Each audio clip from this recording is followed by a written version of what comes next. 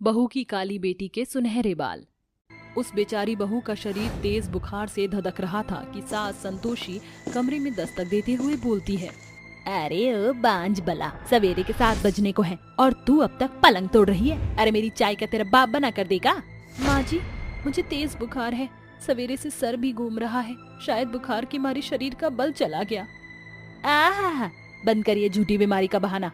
चुपचाप से बिछावन से उठकर रसोई घर का रुख कर ले, वरना मार मार कर तेरा सारा बुखार उतार दूंगी। जब से तुझ कुलक्षणी के कदम मेरे घर में गड़े हैं, मेरे घर की समृद्धि छिन्न भिन्न हो गई है। जाने कैसी बहू से ब्याह कर दिया मैंने अपने बेटे का, 2 बरस हो चले हैं, बावजूद उसके तेरी कोख बंजर पड़ी है। सास के कटु कड़वे बोल सुनकर इंदु माँ लक्ष्मी की प्रतिमा के आगे फूट फूट कर रोते हुए कहती है, हे माँ लक्ष्मी, मेरे माथे पर लगे बांझपन के कलंक को मिटा दो माँ, मुझे बेबस बहू की उसर बंजर कोख को भर दो माँ। एकाएक माँ लक्ष्मी की प्रतिमा से एक प्रकाश उस गरीब बांझ की बहू के गर्भ में समा जाती है। तकरीबन 3 माह बाद पेट के उभार से इंदु को इस बात का पुख्ता प्रमाण मिलता है कि वह गर्भवती है। जैसे जैसे बहू के गर्भ के महीने बढ़ते चले जाते हैं, वैसे वैसे संतोषी के घर में घनघोर गरीबी छाने लगती है। ऐसे में इंदु को भुखमरी की मार झेलनी पड़ती है। तकरीबन 9 माह के बाद इंदु एक काली बेटी को जन्म देती है। ताज्जुब की बात यह थी कि उस जन्मजात बच्ची के बाल बेहद लंबे और सुनहरे थे, जिसे देखकर सास बहू बेहद स्तब्ध हो जाती है। अरे इंदु, ये तेरी बेटी के बाल हैं कि बला? हरे जन्मजात बच्चों का सर तो सफाचट होता है, मगर तेरी इस दुधमही बेटी के सर पर सुनहरे बालों की खेती लहला रही है। कुछ समझ में नहीं आ रहा, सर से पांव तक तो काली स्याह है, मगर बाल सुनहरे कैसे? माँ जी, समझ में तो मेरे भी नहीं आ रहा कि मेरी बच्ची के बाल सुनहरे कैसे हो सकते हैं। दोनों सास बहू ऐसा सोच ही रही थी कि तभी धन की देवी महालक्ष्मी उनके बीच में प्रकट होकर इंदु को उसकी काली बेटी के सुनहरे बालों से जुड़े जादू के बारे में बताती हैं। इंदु, तुम्हारी बेटी कोई साधारण इंसान नहीं बल्कि दैविक है। इसके काले रूप और सुनहरे बालों की बेहद खास वजह है। तुम मेरी परम भक्त हो। मैंने तुम्हारे गर्भ के कठिन कष्टों से भरकर तुम्हें थाहा, जिससे कि तुम दाने दाने को मोहताज हो गई। बावजूद इसके तुमने मुझ पर कोई दोष ना लगाया। मेरे प्रति तुम्हारी अथाह भक्ति भाव देखकर मैंने तुम्हारे गर्भ के फल में अपनी सूक्ष्म दैवीय शक्ति समाहित कर दी, जिसके फलस्वरूप तुम्हारी बेटी के बाल सोने में बदल गए। मगर माँ लक्ष्मी, मेरी बेटी का काला रंग रूप क्यों? इंदु, आज का संसार लाखों लोभी लोभियों और ठगियों से भरपूर है। जब तुम्हारे द्वार पर कोई भी मदद की मांग से गुहार लगाएगा और अगर सचमुच वह दिन दुखियारा होगा, तो तुम्हारी काली बेटी के सोने के बाल उसकी सहायता करेंगे और इसका यह सांवला अक्ष कभी भी इसकी आंखों और भौएं को घमंड से नहीं चढ़ने देगा। साथ ही तुम्हारी जादुई सोने के बालों वाली काली बेटी तुम्हारे अपने घर की दरिद्रता को भी दूर करेगी। इंदु को उसकी काली बेटी के जादुई सोने के बाल के बारे में बताकर माँ लक्ष्मी अंतर्ध्यान हो जाती हैं, जिसके बाद संतोषी बोलती है, बहू, तेरी इस काली बेटी के सुनहरे बाल सच में जादुई हैं भी या नहीं, ये जानने के लिए हमें इससे कुछ मांगना तो चाहिए। अरे ओ मेरी बहू की काली बेटी, इसी पलछिन हमारे घर की दरिद्रता को अपने जादुई सुनहरे बालों से दूर कर दे। संतोषी के इतना कहते ही जादुई बालों वाली बच्ची के सुनहरे बाल खरे सोने के समान चमकते दमकते हुए जमीन पर लहराते हुए उसे सोने के बाल देते हैं, जिसे देखकर सास का चेहरा खुशी से खिल उठता है। अरे वाह बहू, तेरी काली बेटी के सुनहरे बाल तो सोने का अंडा देने वाली मुर्गी जैसा है। मैं इन सोने के बाल का सुनार से सौदा करके खाने पीने का सामान लाती। संतोषी अपनी बहू की काली बेटी से मिले सुनहरे बालों का सुनार के हाथों सौदा करके मिले पैसे से घर में राशन की बोरियां भर देती है। उस बच्ची के सुनहरे बालों के बदौलत उनके घर की तमाम आर्थिक तंगी दूर हो चुकी थी। मगर 2 बरस बाद इंदु पुनः गर्भवती होकर एक और काली बेटी को जन्म देती है। हैरतअंगेज की बात यह थी कि उस बच्ची के बाल भी बेहद लंबे और सुनहरे थे। हे माँ लक्ष्मी, ये मेरी दूसरी बेटी की शक्ल और बाल एकदम बड़ी बेटी की तरह सुनहरे हैं। इंदु ऐसा सोच ही रही थी कि माँ लक्ष्मी पुनः प्रकट होती हैं। इंदु, चकित ना हो, अपनी इस सुनहरे बालों वाली बेटी को भी मेरा ही अंश समझो। तुम्हारी इस बेटी के सुनहरे बाल भी बहुतेरे गरीबों की मदद करने को अस्तित्व में आए हैं। इंदु अपनी दोनों काली बेटियों के सुनहरे बालों को देखते हुए उन्हें सुनहरी और स्वरा नाम देती हैं। देखते ही देखते 5 बरस बीत जाते हैं। दोनों काली बहनों के सुनहरे केश भी और ज्यादा बढ़ चुके थे। एक दिन एक गरीब दुखियारिन उनके द्वार पर दस्तक देती है। अरे कोई है इस घर में रहने वाला? बड़े दिल वाला, मुझ गरीब भूखी को कुछ खाने को दे दो। पिछले 10 दिनों से एक दाना भी पेट में नहीं पड़ा है। यह सुनकर दोनों बहनें अपने अपने सुनहरे बालों को बढ़ाकर बोलती हैं। देख क्या रही हो काकी, हम दोनों बहनों के सुनहरे बालों से जितनी आपको जरूरत हो बेझिझक ले लो। सुनहरे बाल, ये कैसी बला है भला, आज तक मेरी आंखों ने ऐसा अद्भुत दृश्य नहीं देखा। दोनों बहनें उस गरीब बुढ़िया को अपने बाल दे देती हैं, जिसके बाद बुढ़िया उनका शुक्रिया अदा करके जाते हुए कहती है, तुम दोनों बहनों का बहुत शुक्रिया। आज के दौर में तो इंसान अपनी जूठन भी देने से दूर भागने लगा है, मगर तुम दोनों बहनों ने अपने सर की शोभा मुझे सौंप दी। सचमुच भले तुम्हारा चेहरा शामिल है, मगर तुम्हारा मन हिम के समान श्वेत और बेदाग है। यह कहकर वह बुढ़िया वहां से चली जाती है। धीरे धीरे संतोष की बहू की काली बेटियों के सुनहरे बालों का बोलबाला हवा की तरह सन्ना उठता है, जिसके बाद हर एक दिन गरीब उनके द्वार पर आकर खड़े होते। दोनों अपने अपने सुनहरे बालों से दुखी और खेदित मन वालों की मदद किया करती थीं। इस बात की भनक दूसरे गांव में रहने वाले बैजू को लगती है। अपने स्वार्थ को साधने के लिए वह बाबा का भेष धरे उनके घर आता है। भिक्षाम देही, भिक्षाम देही। आवाज सुनकर दोनों सास बहू बाहर आती हैं। प्रणाम बाबा। जुग जुग जियो माते, बड़ी दूर डगर से आया हूँ, बाबा बैजूनाथ को दान दो। अरे स्वरा सुनहरी, जल्दी बाहर आओ। क्या हुआ दादी, आपने बुलाया? देखो ये बाबा बैजूनाथ हैं, उन्हें अपने सुनहरे बालों का दान दो। क्या पता इसी बहाने बाबा खुश होकर तुम्हारे चेहरे की काली कुरूपता की काया पलट कर दे। जरूर दादी, ऐ हमारे जादुई सुनहरे बाल, बाबा का मन देखकर उनकी मदद करो। देखते ही देखते दोनों बहनों के सुनहरे बाल बाबा की ओर बढ़ते हैं, जिसे बाबा काटकर पोटली में धरने ही वाले होते हैं कि सुनहरी के बाल राख में बदल जाते हैं और स्वरा के बाल गायब हो जाते हैं। इस तरह बैजू जितने मर्तबा कोशिश करता उसके साथ ऐसा ही होता है। मूढ़ बहनों, तुमने बाबा को कष्ट दिया है, रुष्ट किया है, जा रहा हूँ मैं। सुनहरी, स्वरा, ये तुमने क्या किया? कहीं वह माँ लक्ष्मी हुई तो? ऐसा नहीं हो सकता माँ। इसी के साथ सुनहरी और स्वरा माँ लक्ष्मी और अलक्ष्मी के रूप में बदल जाती हैं। हाँ माँ लक्ष्मी आप, मगर ये आपके साथ कौन है? इंदु, ये तो सभी जानते हैं कि माँ लक्ष्मी धन धान्य की देवी है, मगर बहुत कम लोगों को ये पता है कि अलक्ष्मी जो कि दरिद्रता की देवी है, वह मेरी ही बड़ी बहन तुम्हारी दोनों बेटियों में वही शक्ति विद्यमान है। तुम्हारी बेटी सुनहरी लोभियों के घर को दरिद्रता से भरेगी, वहीं स्वरा दुखियारों के घर से दरिद्रता को दूर करेगी। मगर स्मरण रहे, इनके संग एक समान व्यवहार रखना, वरना इन दोनों के सुनहरे बाल एक साथ छीन जाएंगे। ये कहकर माँ लक्ष्मी और अलक्ष्मी सुनहरे बालों वाली बेटी में बदल जाती हैं और आगे भी अपने सुनहरे बालों से लोगों की सहायता करती थी। कुम्हार गरीब बहू। शाम का समय था, चारों तरफ गर्म माहौल, सभी ने सफेद कपड़े पहने हुए थे। भूमि अपनी सास निर्मला के कंधे पर सर रखकर बहुत बुरी तरह रो रही थी। उसके सामने उसके पति रवि की चिता जल रही थी। एक दुर्घटना के दौरान उसके पति की मृत्यु हो गई थी। भूमि का पति एक कुम्हार था और वह बहुत गरीब लोग थे। उसके पति के मरने के बाद उसकी सास निर्मला और उसके बेटे की जिम्मेदारी भूमि के सर आ गई थी। रवि का अंतिम संस्कार करने के बाद सभी अपने अपने घर चले जाते हैं। वहीं निर्मला भूमि के साथ अपने घर लौट आती है। तभी निर्मला भूमि से कहती है, बहू, अब हम लोग क्या करेंगे? हमारा जीवन बिल्कुल अधूरा हो गया है। माँ जी, आप कैसी बात कर रही हो? अगर रवि जी इस दुनिया में नहीं रहे तो क्या हुआ? मैं और मेरा बेटा तो आपके साथ हैं। बिना आदमी के जीवन सरल नहीं है बहू, तुझे मैं कैसे समझाऊं? माँ जी, आप चिंता क्यों करती हो? रवि जी की सारी जिम्मेदारी मैं निभाऊंगी। उस रात भूमि अपने घर में खाना बनाकर अपनी सास और अपने बेटे को खाना खिला देती है और सो जाती है। अगले दिन सवेरे होते ही वह अपने घर के सभी कामों को निपटाकर मिट्टी के बर्तन बनाना शुरू कर देती है और अगले दिन बर्तनों को बाजार में ले जाकर बेचना शुरू कर देती है। बर्तन ले लो, बर्तन, मिट्टी के बर्तन, प्यारे प्यारे बर्तन। अरे सुनो जरा, मुझे 2 मिट्टी के प्याले तो देना जरा। ये लीजिए आपके मिट्टी के प्याले। लाओ, बहुत बहुत शुक्रिया तुम्हारा। धीरे धीरे उसका काम चलने लगता है। अब वह मिट्टी के बर्तनों के साथ साथ गुलदस्ते, मिट्टी के खिलौने, मिट्टी से बने हुए गमले बनाकर बेचना भी शुरू कर देती है। नई नई चीजें गांव वाले खरीदने लगते हैं, लेकिन समय के साथ साथ गांव में भी शहर जैसी चीजें आनी शुरू हो जाती हैं, जिसके चलते भूमि के मिट्टी के बर्तन बिकने कम हो जाते हैं। एक रोज बर्तन ले लो बर्तन, मिट्टी के बने हुए प्यारे प्यारे बर्तन। उस दिन भूमि को सुबह से शाम हो जाती है, लेकिन उसका एक भी बर्तन नहीं बिक पाता और ना ही एक भी मिट्टी से बना हुआ खिलौना बिक पाता। जिसके बाद वह अपने सभी बर्तनों को टोकरी में भरकर अपने सर पर रख लेती है और वहां से अपने घर के लिए निकल जाती है।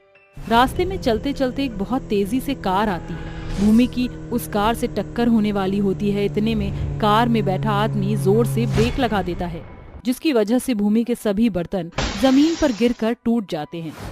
तभी भूमि गुस्से से कहती है, अरे ओ बाबूजी, अंधे हो क्या? दिखाई नहीं पड़ता? हर इतनी बड़ी औरत चलते हुए रास्ते पर दिखाई नहीं दी तुम्हें?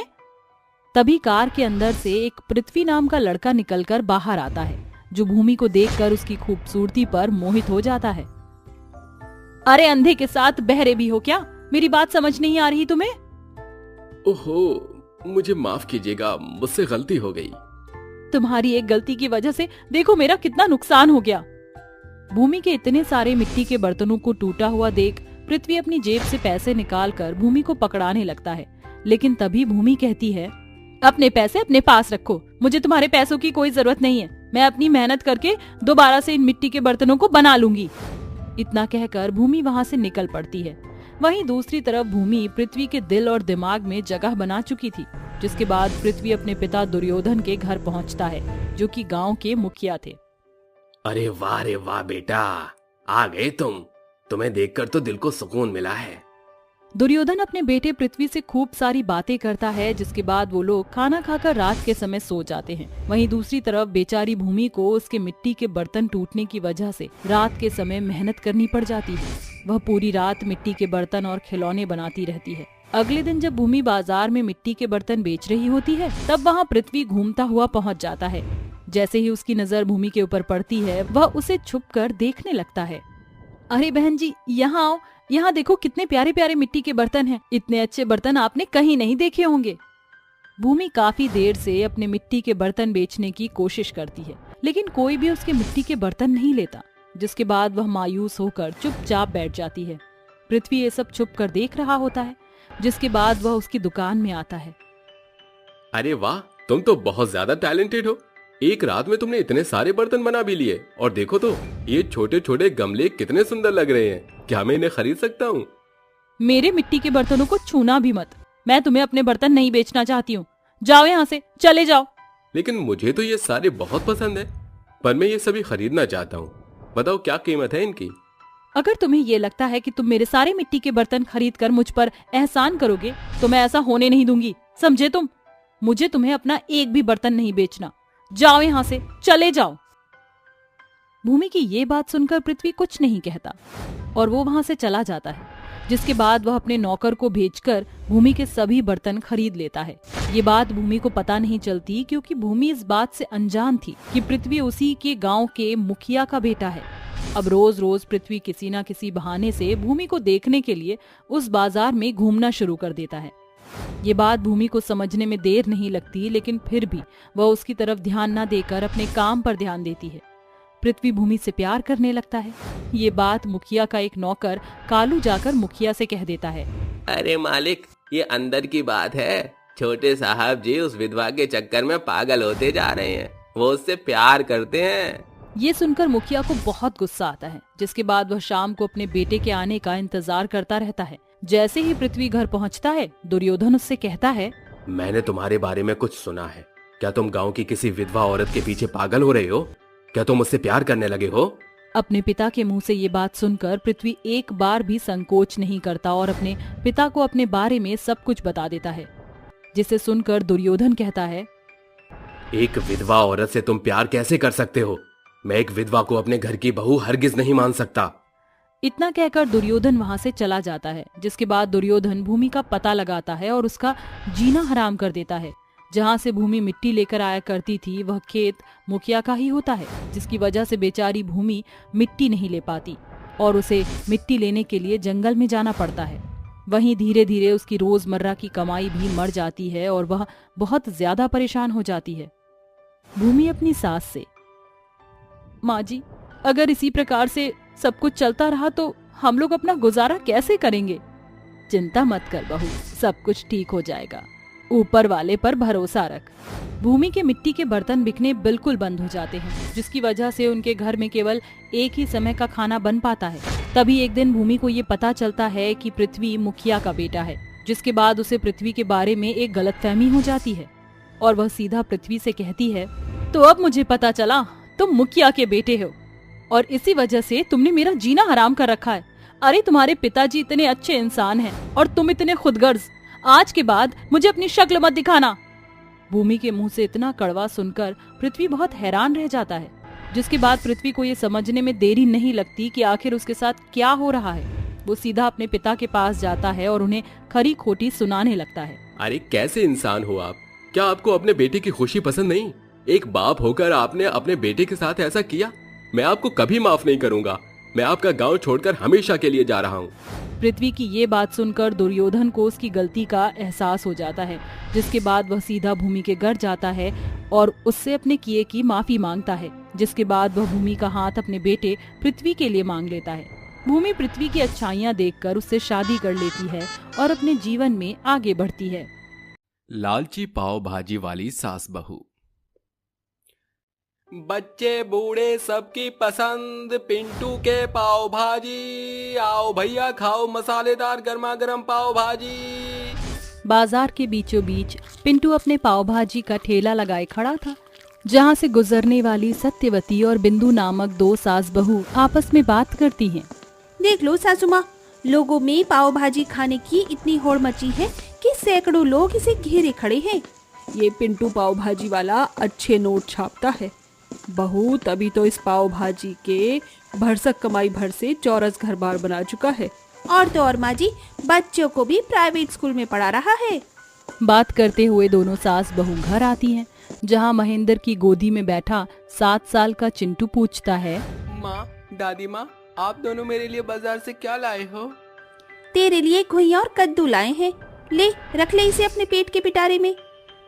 अरे भगवान, भला अपने बच्चे के साथ कोई ऐसे बेरुखी से पेश आता है क्या? ये सुनकर बिंदु रोने का स्वैंग रचते हुए कहती है, तो क्या करूं? सारे सुरेनमनपुर गांव में मुझे जितनी बेबस माँ कोई नहीं होगी। अपने बच्चे को एक पाई की चॉकलेट भी नहीं ला सकती। तुम नाप तोल कर पैसे जो देते हो। तुम्हारे हटीले स्वभाव से उकता गया हूँ मैं बिंदु। मेरी जितनी आमदनी होगी उसी के अनुसार तो घर खर्च दूंगा। चोरी डकैती करने तो नहीं जाऊंगा ना। बेटा, तेरे बाबूजी को स्वर्ग सिधारे इतना बखत बीत गया, मगर इतने बरस बावजूद तेरी पगार 5,000 के पार नहीं पहुंची। इसीलिए हम सास बहू ने तय किया है कि हम कुछ पैसे लगाकर पाव भाजी बनाकर बेचेंगे। सत्यवती अपने जेवर बेचकर जोड़ी हुई जमा पूंजी से पाव भाजी का सामान खरीदती है। भोर सवेर दोनों पाव भाजी बनाकर ठेले पर लादे उन्हें बेचने बाजार आती हैं। आओ भैया आओ, भोजाई आओ और खाओ ताजे गर्मा गर्म पाव भाजी। कुछ देर बाद, माँ जी, एक सवेर से हम सास बहू बाजार में अपने ठेले के साथ धरना दिए हुए हैं, मगर अब तक न एक ग्राहक आया न बोनी बट्टा हुआ। अरे बहू, इस मुए पिंटू पाव भाजी वाले के चलते हमारा धंधा मंदा है। देख ले, सवेरे इसका ठेला पाव भाजी से ठक्कम ठेल भरा हुआ था और देर दोपहर सब सफाचट हो गई। सासू माँ, शायद हमको अपनी पाव भाजी का सस्ता शुल्क करना होगा, तभी हम सास बहू के बनाए पाव भाजी की बिक्री होगी। फिर क्या था, स्वार्थी सत्यवती जोरों शोरों से पाव भाजी की प्रदर्शनी करने लगती है। अरे आओ और खाओ, एकदम सस्ते शुल्क में ताजे मुलायम पाव, दमदार मसालेदार भाजी के साथ। सारे ग्राहक पिंटू के ठेले को छोड़ सास बहू के ठेले पर जम जाते हैं। जहां बहू पाव भाजी बनाती तो सास ग्राहकों के बीच परोसती। देख बहू, सांझ ढलाई, अब हम दोनों को घर की ओर अग्रसर होना चाहिए। हाँ सासू माँ, चिंटू भी हमारी बाट जो रहा होगा। घर आने पर दोनों सास बहू अपनी पहली कमाई के पैसे को गिनती हैं। सासू माँ, पहले ही दिन हम सास बहू ने पाव भाजी से बहुतायत कमाई की। सो तो है बहू, मगर हमने पाव भाजी बनाने में लागत भी तो ऊंची दर की झोंकी थी। सासू माँ, अगर हम चाहें तो लागत की दर बेहद सीमित हो सकती है।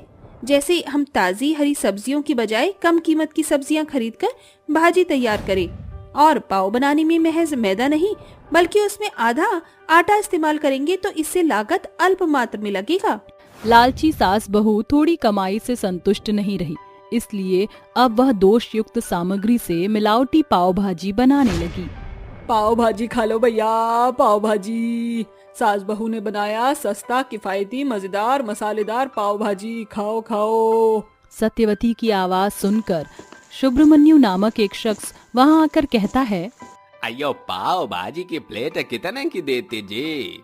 चाचा, एक पाव भाजी की प्लेट मात्र 50 रुपए में है, जिसमें 4 बड़े पाव, 1 कटोरी भरी पूरी भाजी, साथ ही मक्खन की टिकिया शामिल है। अयो रामा, आज के दौर में 50 रुपया में इतना कुछ मिलेंगे? अयो रामा, जल्दी से 2 बड़े बड़े प्लेट लगा दो। बिंदु फौरन ही पाव भाजी से सजी धजी प्लेट सुब्रमण्यु के सामने परोसती है। भोला भाला सुब्रमण्यु स्वाद में पाव भाजी की एक प्लेट तो खत्म कर जाता है, मगर उसी के साथ उसके पेट में हलचल होने लगती है। अयो रामा, हमारे पेट में गड़गड़ होता जी। अरे भाई, गरम गरम पाव भाजी खा रहे हो, इसीलिए पेट में थोड़ी परेशानी हो रही है। भोला भाला सुब्रमण्यु सत्यवती की मिथ्यपूर्ण बात से सहमत हो जाता है और जैसे तैसे पूरी पाव भाजी खत्म करके सास बहू को पैसे चुकता करके चला जाता है। अरे वाह सासू माँ, आप तो बड़ी सयानी निकली। इस पोपटलाल ग्राहक के सामने पाव भाजी की जबरदस्त टिप्पणी की। पैसे कमाने की होड़ में लालची सास बहू अपना स्वार्थ साधने के लिए पाव भाजी के सस्ते शुल्क से उपभोक्ताओं पर निशाना साधते। ग्राहक भी बड़े चाव से उनके ठेले पर आके दोषपूर्ण पाव भाजी खाते और अगले दिन बीमारी का बिस्तर उन्हें अपनी जकड़ में ले लेता। ये सिलसिला यूं ही चलता गया। एक दिन प्रियांशी अपनी सहेलियों के साथ उनके पास आती है। आंटी, जरा जल्दी से 4 प्लेट पाव भाजी लगा दो। हाँ जरूर बिटिया। दोनों सास बहू झटपट से 4 प्लेट पाव भाजी लगाकर उन्हें खाने को देती हैं। जैसे ही प्रियांशी पाव भाजी का पहला कौर खाती है, बुरा बेबाक मुंह बनाकर कहती है, याक आंटी, इस भाजी के भीतर से बेतहाशा बदबू आ रही है, जैसे सब्जियों की सड़न की दुर्गंध आती है, और ये पाव भी पूरे तौर से ताजा नहीं है। प्रियांशी के मुंह से पाव भाजी के प्रति नुशक निकलता देख सास बहू का चेहरा खौफ के मारे पीला पड़ जाता है। तभी बिंदु बात को बदलते हुए कहती है, मेम साहब, जरूर आपके मुंह का स्वाद बिगड़ गया है, इसीलिए आपको स्वाद का सही तौर से पता नहीं चल पा रहा, वरना ग्राहक तो पेट भर के पाव भाजी खाते हैं। हाँ बेटी, हम सास बहू बड़े सफाई से पाव भाजी बनाते हैं। हमारे ठेले के पाव भाजी के आगे तो 5 सितारा होटल के व्यंजन भी फीके हैं। पढ़ी लिखी प्रियांशी भी चालाक सास बहू की चिकनी चुपड़ी बातों में आ जाती है। हर एक गुजरते दिन के साथ समय सप्ताहों में शुमार हो जाता है। एक दिन जब सास बहू देर रात पाव भाजी बेचकर घर आती हैं, तो पिंटू पाव भाजी वाला पहले ही उनके घर में बैठा होता है। अरे ओ मुए, ये क्या घुसपैठिए की नाई हमारे घर में घुसा बैठा है। माँ, पिंटू ने मुझे आपके पाव भाजी का पुख्ता प्रमाण दे दिया है। आप दोनों सास बहू भोले भाले ग्राहकों के साथ सरासर धोखाधड़ी कर रही हैं। अरे महेंद्र, इस पाव भाजी वाले की तौर तरकीब तू नहीं समझेगा।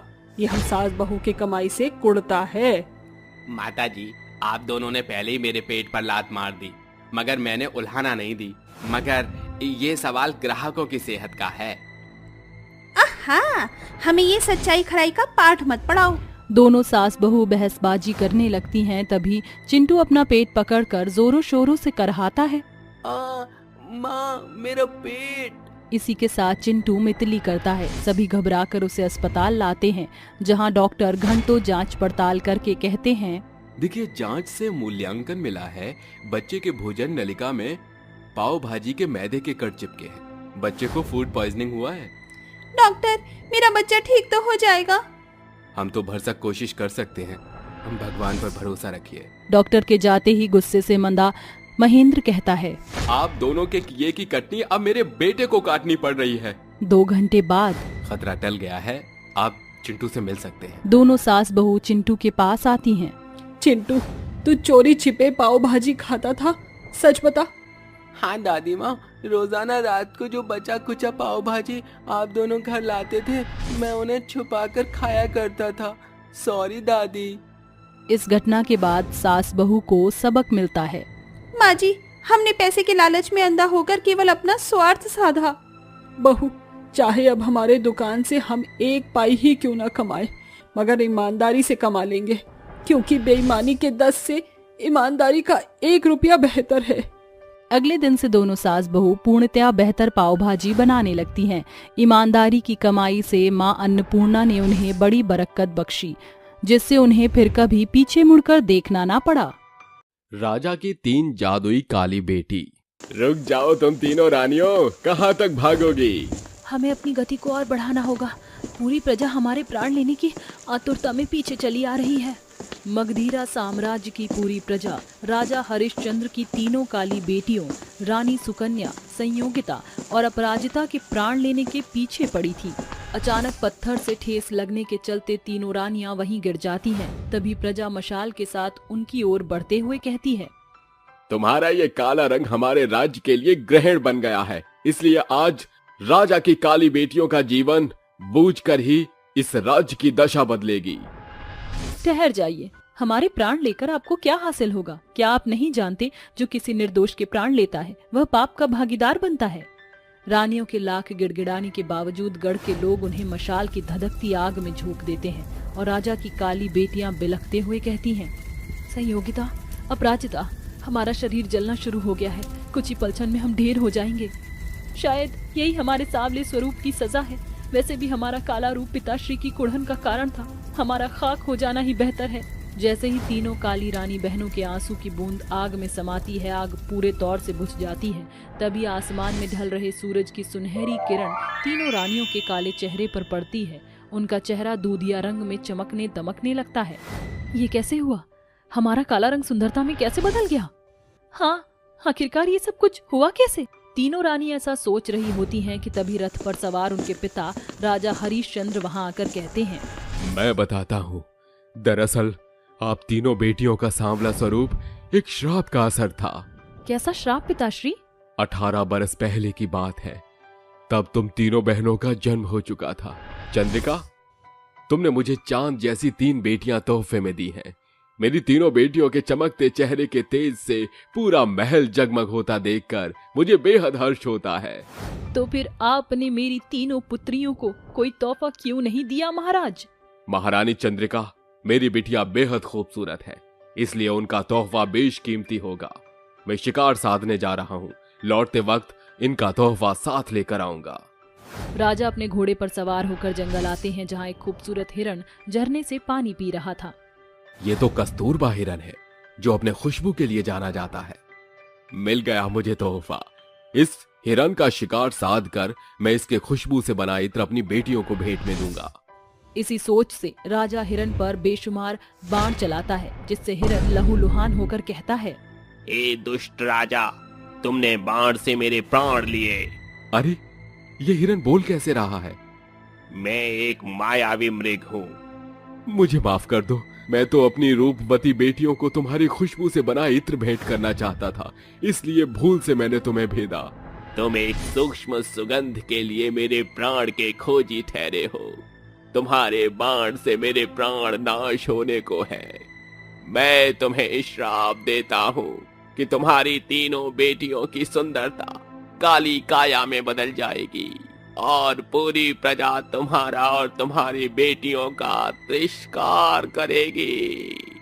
हे हिरन, मेरी पाप की सजा का ये श्राप मेरी बेटियों को मत दो। ये एक तपस्वी राजा की नहीं बल्कि एक पिता की गुहार है। हे राजन, मैं अपना श्राप वापस नहीं ले सकता, मगर जिस वर्ष तुम्हारी तीनों बेटियां 18 बरस की होंगी, उनकी काली सूरत की काया पलट हो जाएगी। इतना ही नहीं, उन तीनों रानियों की जादुई जुबान से जो कुछ निकलेगा वो पूरा हो जाएगा। हिरन की मृत्यु के साथ ही श्राप का असर शुरू हो जाता है। राजा की तीनों बेटियां सर से पांव तक काली हो जाती हैं। समय गुजरता है, धीरे धीरे साम्राज्य छिन्न भिन्न होने लगता है।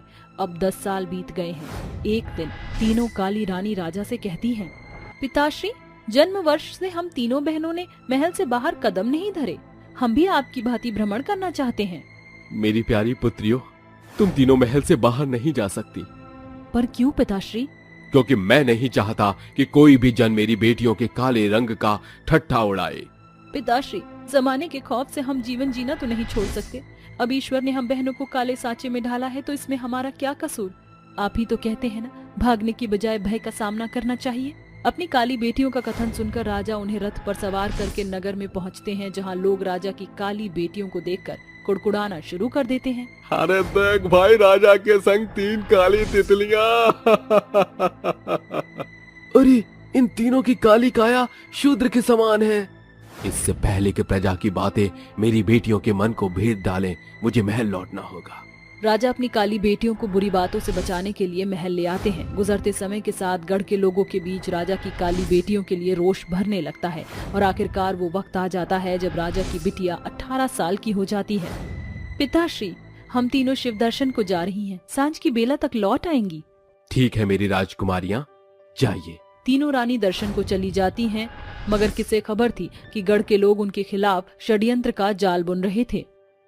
जब से राजा के घर इन तीनों काली बेटियों का जन्म हुआ है, प्रजा छिन्न भिन्न हो चुकी है।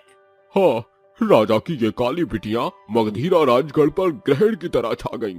आज इन बलाओं का जन्म वर्ष है। हर साल के समान अब की बार भी वो शिव दर्शन को आने को ही होंगी। आज उनका जन्मदिन मरण दिन में बदल देंगे। चलो। 18 साल का होते ही हिरन के द्वारा दिया कालेपन का श्राप कट गया। राजन, आपकी बेटियों का श्राप तो कट गया, मगर हमारे बच्चे भूख से बिलबिला रहे हैं, उसका क्या हल है? रानी संयोगिता, अपराजिता और सुकन्या, तुम तीनों की सुंदरता के साथ तुम्हारी जुबान भी जादुई हो गई है। उनसे तुम जो मांगोगे वो अस्तित्व में आ जाएगा। जी पिताश्री, अगर हम जादुई रानियां हैं तो इसी पलछिन इस राज्य के भूखों के खातिर भोजन मुहैया हो जाए। रानियों के जादुई जुबान का कथन पूरा होते ही एक तेजोमय चमक उन्हें घेर लेती है, जिसके बाद 56 भोग से भरपूर भोजन भूखे लोगों के सामने आता है, जिसे देखकर बलवीर बड़ी बड़ी आंखें करके कहता है, अरे ये तो कमाल हो गया। राजा की तीनों काली बेटियों की काया पलट होते ही ये सचमुच में जादुई हो चुकी हैं। राजा की 3 जादुई बेटियों की बदौलत पूरी प्रजा पेट भरकर खाना खाती है, जिसके बाद रानियां अपने पिता के साथ महल लौटती हैं। अगले दिन मगधीरा के महाराजा को प्रजा का प्रणाम। क्या बात है, आप सभी के चेहरे पे चिंता क्यों डूबी नजर आ रही है? महाराज, राज्य की पूरी धरती ऊसर बंजर हो गई है, साथ ही सभी पोखर सरोवर भी सूख चुके हैं। कुछ कीजिए महाराज। आप सभी चिंता मत कीजिए, राजा की जादुई बेटियों के रहते राज्य उजाड़ नहीं होगा। तीनों जादुई रानियां राजा और प्रजा के साथ राज्य के दौरे पर निकल पड़ती हैं और पोखर के पास खड़ी होकर एक ही शब्द स्वर से कहती हैं, हम तीनों रानी ये हुक्म देती हैं कि इसी पलछिन ये सूखा पोखर पानी से भर जाए।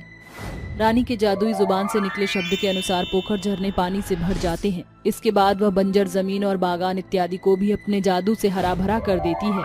एक ओर खेतों में फसल लहलहा रहे थे तो वहीं बागों में फूल खिलखिला रहे थे, जिसे देखते प्रजा बोलती है, रानी, हम मूढ़ लोग माफी के काबिल नहीं।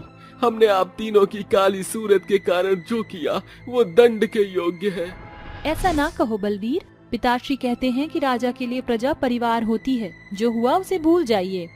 आज मेरी जादुई बेटियों ने अपने राजा पिता का मान बढ़ाया है, इसलिए आज मैं महाराजा हरिश्चंद्र प्रजा के बीच ये घोषणा करता हूँ कि आज से इस राज्य की बागडोर मेरी तीनों जादुई बेटियों के हाथों में होगी। इस तरह कल तक राजा की तीनों काली बेटियों को जो लोग राज्य के अंधेर का कारण कहते हैं, आज उन्हीं जादुई बेटियों के बेहतर बदलाव को देखकर उनकी बड़ाई करते लोगों की जुबान नहीं थकती है। गांव वर्सेस शहर की चुड़ैल बहुएं। रात का समय होता है, चारों तरफ सन्नाटा छाया होता है। इतनी शांत माहौल में एक निशा नाम की लड़की अपने कमरे में सो रही होती है। तभी अचानक से उसका कमरा कोई खोलता है। कमरे के अंदर एक औरत की काली परछाई दिखाई पड़ती है। बड़े आराम से सो रही है बहू रानी, आज तो मैं इसे हमेशा के लिए ही सुला दूंगी, जिस प्रकार मैंने अपनी पहली 2 बहू शीतल और रागिनी को चैन की नींद सुलाया था। ऐसा सोचते ही कामिनी एक तकिया उठाती है, जिसके बाद वो उस तकिए के सहारे से निशा को मारने वाली होती है। लेकिन तभी वहाँ 2 भयानक चुड़ैल पहुँच जाती हैं। एक शहर की मॉडर्न चुड़ैल तो दूसरी गांव की भोली चुड़ैल। बहुत चर्बी चढ़ गई है सासू माँ जी तुमको, आज हम तोहरी ई चर्बी उतारन के खातिर आई हूँ यहाँ। क्या बोलती हो रागिनी जिज्जी, लगा दे इसको आज ठिकाने। अरे हाँ हाँ, क्यों नहीं, इस दिन का ही तो इंतजार था। अब इसको इसकी सजा तो मिलनी ही चाहिए। वो दोनों भयानक चुड़ैल कामिनी की गर्दन अपने अपने हाथों से पकड़ लेती हैं, जिसके बाद वो दोनों बहुत जोरों से हंसने लगती हैं। क्या बात है, आज इसकी गर्दन पकड़ के मुझे बहुत मजा आ रहा है। आखिरकार आज मैं अपनी और तुम्हारी मौत का बदला जो ले रही हूँ इससे। अरे जीजी, तनिक हमका भी थोड़ा हाथ साफ करने दो, नहीं तो हमको आज सुकून नहीं मिलेगा। दोनों चुड़ैल बहुएं बारी बारी से अपनी मौत का बदला कामिनी से लेने लगती हैं। कुछ ही देर में वो दोनों चुड़ैल बहुएं कामिनी को जान से मार देती हैं और खुद भी वहाँ से गायब हो जाती हैं। आखिर उन दोनों चुड़ैल बहुओं ने कामिनी को क्यों मारा? चलिए कहानी में थोड़ा पीछे चलते हैं। चारों तरफ शादी का माहौल होता है, सभी लोग बहुत खुश नजर आ रहे होते हैं। एक मंडप में रागिनी, जो कि शहर की सबसे बड़ी मॉडर्न लड़की थी, वो अपने होने वाले पति विवेक के साथ मंडप में बैठी होती है। दूसरी तरफ पंडित मंत्र पढ़ रहा होता है। ओम भूर्भुवः स्वः तत्सवितुर्वरेण्यं भर्गो देवस्य धीमहि धियो यो नः प्रचोदयात्। उन दोनों की शादी संपन्न होते ही विवेक की माँ कामिनी अपनी बहू रागिनी और विवेक को वहाँ से अपने घर ले जाती है, जिसके बाद वो अपने कमरे में चैन की नींद सोने चली जाती हैं। अरे मैंने विवेक के कमरे में दूध का गिलास तो भिजवाया ही नहीं। एक काम करती हूँ, शीतल को कह देती हूँ, वो लेकर चली जाएगी। अरे शीतल, ओ शीतल, कहाँ मर गई? अरे जल्दी यहाँ आ, मुझे तुझसे कोई काम है। क्या हुआ माँ जी, आप इतनी रात क्यों चिल्ला रही हो? अरे बहू, एक काम कर, एक गर्मा गर्म दूध का गिलास लेकर विवेक के कमरे में चली जा। ये सुनते ही शीतल की आंखों से आंसू आने लगते हैं। माँ जी, ये क्या कह रही हो आप? विवेक जी की सौतन के लिए मैं एक गिलास दूध लेकर जाऊं? तनिक को तो हमरे बारे में सोचिए। अरे जैसा तुझे कहा है चुपचाप ऐसा ही कर, नहीं तो तुझे तेरे गांव भिजवा दूंगी और अपनी शहर की बहू के साथ खुशी खुशी यहाँ रहूंगी। और हाँ, रागिनी को ये पता नहीं चलना चाहिए कि तू विवेक की पहली पत्नी है। अगर उसे इस बात की जरा भी भनक लगी तो मैं तुझे जान से मार दूंगी। कामिनी इस तरह अपनी बहू को हर बार ब्लैकमेल करते हुए सभी काम करवा लेती है। जैसे ही शीतल एक गिलास दूध विवेक के कमरे में लेकर जाती है, उसकी नजर रागिनी के ऊपर पड़ती है, जिसे देखते ही वो रोने लगती है और दूध का गिलास विवेक को देकर अपने कमरे में चली जाती है। हे भगवान, ये तो किस जन्म की सजा दे रहा है हमका? आखिर ऐसा क्या किया है हमने? शीतल बहुत ज्यादा परेशान हो जाती है क्योंकि उसकी सास उसके लिए उसकी एक सौतन लेकर आती है। ऐसी जिल्लत भरी जिंदगी जीने से अच्छा है कि मैं मर ही जाऊं, लेकिन मरने की हिम्मत मेरे अंदर नहीं। ये सब मुझे अपनी आंखों के सामने झेलना पड़ेगा। रागिनी मॉडर्न थी और हमेशा शीतल को देखकर उससे दूर भागती थी। पता नहीं इस गवार नौकरानी को क्यों रखा है यहाँ इस घर में। एक दिन रागिनी रसोई में आकर शीतल से कहती है, अरे ओ गांव की गवार, एक काम कर, मेरा नाश्ता मेरे कमरे में भिजवा दे, समझी? ये सुनते ही शीतल रोने लगती है और रोते हुए रागिनी से कहती है, तुम्हारी हिम्मत कैसे हुई मुझे नौकरानी कहने की? शीतल रागिनी को सब कुछ सच बताने ही वाली होती है कि तभी वहाँ कामिनी पहुँच जाती है और उसे कुछ कहने से रोक देती है। अरे क्या हो रहा है यहाँ? तुम दोनों की बातें ही खत्म नहीं हो रही है। वो माँ जी, मैं वो तो। अरे वो क्या लग बोल रही हो? अब बोल भी दे। मैं कौन सा तेरी जान निकाल रही हूँ जो तू मुझसे इतना डर रही है? शीतल कुछ नहीं कह पाती और चुपचाप वहाँ से चली जाती है। ये सब देखकर रागिनी को बहुत अजीब लगता है। एक दिन रात के समय कामिनी अपने कमरे में आराम से सो रही होती है कि तभी उसके दिमाग में ख्याल आता है, अरे मुझे तो कुछ समझ ही नहीं आ रहा। रागिनी दिन प्रतिदिन शीतल के नजदीक आने की कोशिश कर रही है। आज तो शीतल उसे सच बताने ही वाली थी। अगर दूसरी बार इसने सच को बता दिया तो मुझे पोता कैसे मिलेगा? खुद बांझ से तो पोता दिया नहीं गया और ये मेरी बहू रागिनी को भी पोता नहीं होने देगी। अब मुझे ही कुछ करना होगा। ऐसा सोचकर कामिनी शीतल के कमरे में जाती है और एक तकिया उठाकर उसका मुंह दबाने लगती है। देखते ही देखते दम घुटने की वजह से वो मर जाती है, लेकिन ये सब दरवाजे पर खड़ी हुई रागिनी देख लेती है। माँ जी, ये आपने क्या किया? आपने तो शीतल को जान से मार दिया। आपने ऐसा क्यों किया? कामिनी बहुत घबरा जाती है, उसे कुछ समझ नहीं आता। तभी वो शीतल को कमरे की दीवार से तलवार उठाकर मार देती है। हे भगवान, ये सब मैंने क्या कर दिया? मैंने तो अपनी दोनों बहुओं को ही मार दिया। अब मैं क्या करूं? कामिनी चुपचाप अपने कमरे में चली जाती है, लेकिन वहीं दूसरी तरफ रागिनी और शीतल दोनों ही भयानक चुड़ैल के रूप में बदल जाती हैं। ये सब क्या हो गया? क्या मैं सच में मर गई हूँ? मैं तो बिल्कुल एक चुड़ैल की तरह दिख रही हूँ। जो सच मैं तुम्हें जीते जी नहीं बता पाई, वो सच मैं तुम्हें मरने के बाद बताती हूँ। हमारी सास बहुत ही लालची थी। उन्होंने तुम्हारी शादी विवेक से इसलिए करवाई थी ताकि तुम उन्हें एक पोता दे सको, जिसकी वजह से उन्होंने तुम्हें मौत के घाट उतार दिया। इस कामिनी की बच्ची ने हमें इतना बड़ा धोखा दिया, अब मैं इसे नहीं छोड़ूंगी। उस दिन के बाद से शीतल और रागिनी दोनों मिलकर अपनी सास कामिनी को मारने का मौका ढूंढती रहती हैं। इसी बीच कामिनी अपने बेटे विवेक की शादी एक निशा नाम की लड़की से करवा देती है।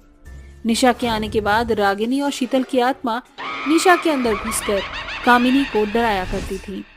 इस सब से परेशान होकर कामिनी एक दिन रात के समय खुद से कहती है, मेरी दोनों शहर वाली बहू और गांव वाली बहू ने मेरा जीना हराम कर दिया है। अब तो वो दोनों इस निशा के अंदर घुस गई है। आज मैं इस निशा को भी मार दूंगी, फिर देखती हूँ वो दोनों किसके अंदर घुस कर आएंगी। ऐसा सोचकर कामिनी निशा को मारने उसके कमरे में पहुंच जाती हैं, लेकिन निशा को बचाने के लिए रागिनी और शीतल दोनों कामिनी को मार देती हैं। आखिरकार हमने अपनी सास से अपनी मौत का बदला ले ही लिया। हाँ हाँ, बिल्कुल सही कहती हो जीजी। अब तो हम सुकून से यहाँ से मुक्त हो जाएंगे। उस दिन के बाद रागिनी और शीतल दोनों वहाँ से हमेशा के लिए मुक्त हो जाती हैं और विवेक अपनी तीसरी पत्नी निशा के साथ खुशी खुशी रहने लगता है।